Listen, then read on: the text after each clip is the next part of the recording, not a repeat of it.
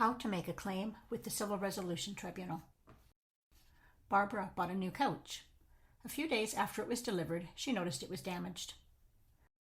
The company says they can't give her a refund because she accepted the delivery and used the couch for a few days before reporting the damage. They say she must have caused the damage. Barbara doesn't know what to do. Her son tells her about the Civil Resolution Tribunal and helps her use the Solution Explorer to find legal information and learn what her options are. She learns that the Civil Resolution Tribunal can make decisions about small claims up to $5,000 and that tribunal decisions are enforceable in court. She also learns that in most cases, a claim has to be filed within 2 years and that she will need evidence to prove her claim.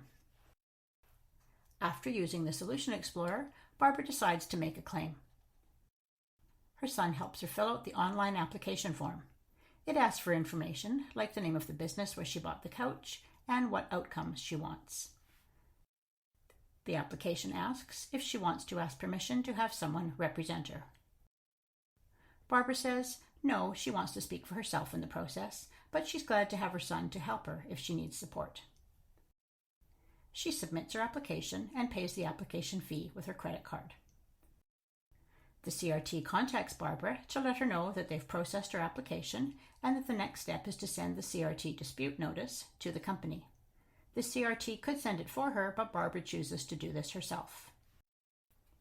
Barbara's next step is to wait for the company to reply to the claim. The CRT will keep Barbara updated about her claim and what she needs to do next. Barbara is happy that the CRT process includes opportunities for negotiation and that a case manager will help them reach an agreement if possible. If they can't agree, an independent legal expert called a tribunal member will make a binding decision. Learn more about making a claim with the Civil Resolution Tribunal at civilresolutionbc.ca.